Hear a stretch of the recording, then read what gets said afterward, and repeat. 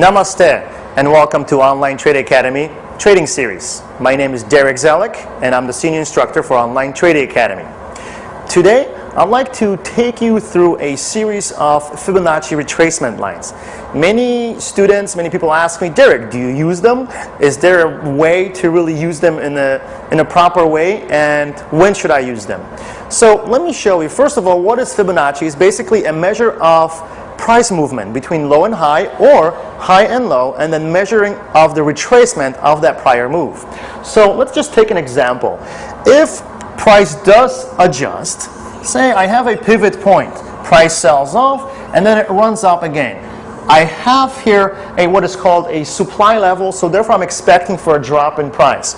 I can simply just measure the cycle distance, which is basically 100% cycle between this low and that particular high. And now I will ask myself, okay, if I am expecting some selling pressure due to the prior supply, which was right here, right? So if this was a supply level, I am thinking sellers are likely to come in to basically sell their shares. Well, if that is the case, my next question is, well, how much of that selling am I expecting? And my immediate answer in response to this, I am looking for 38% retracement from the prior cycle move. Why do I say this? Because market usually provides this 8 times out of 10. So if it gives me 8 times out of 10, well, I can pretty much project that's what's going to happen. So typically, we will get a 38% retracement, we will get a 50, and then of course a 61% retracement. Now, I am rounding up these numbers. It's actually 38.2 and then 61.8 and half, which is just a half mark. It's not really a Fibonacci sequence number. But all I know at this point, that if I decide to sell short, price typically, it's going to drop to that minimum 38. If this is a primary move and it's likely to resume, typically it's not going to sell more than 38, and most likely price can continue farther in a continuation of the primary move. If it happens to be as a reversal, well, very often they'll try to pull back more deeper in price. Right? So let's go right into charts, and let me show you some examples how to use that incredible tool to spot turning points in the market. Okay, so we are here. Let's demonstrate the Fibonacci concept that I have just showed you guys on the board. So let's put something here, an example. And of course, you have to use this in a context of price chart, right? So here, when you are trading, I'm going to provide some support levels, okay, for the markets. So this is a first support I can identify here on the market. So I'll just plot one right here. Here, of course, we'll have the second one, and the farther away, we're going to have the third line. So when market is pulling down to some support levels, like in this case, now you have to start thinking, well, perhaps I'm going to get reversal. Well, if that is the case, I'm here on a Nifty chart, by the way, I'm going to basically plot from pivot high to pivot low, where I think that reversal is about to take place.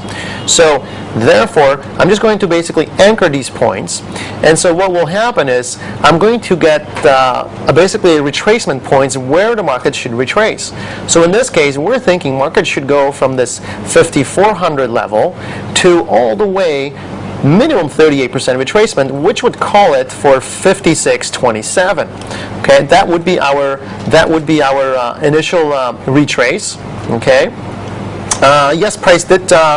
Actually, let me just, price actually did pull back a little bit, so perhaps it got right into our low point, and therefore when we measure it, we're looking right for that 38% retracement.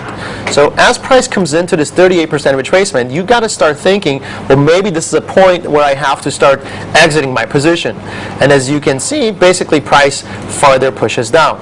Now, on the second one, okay, if we have a second level of the support right here, and I'm thinking I should also create a Fibonacci series. Now in this case, I'm also using from the same point high, and the reason is because price have not crossed through my 50-period moving average. I'm using a 50-period moving average to create a window basically of understanding of which points I should select from.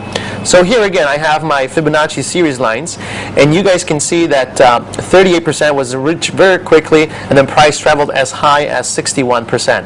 Usually once you get to 61%, which what I have demonstrate to you guys on the board, very often that's going to be a reversal point for price.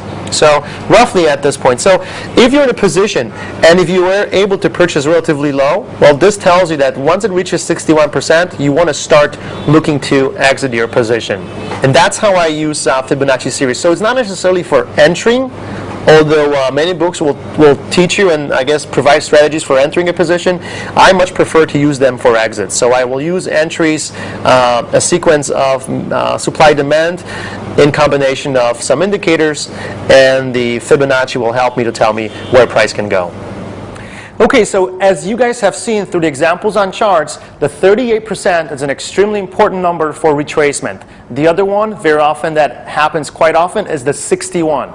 So here's my take. If price is at supply level and you're trying to basically sell short for just temporary imbalance in that price, look for 38% retracement as your first target.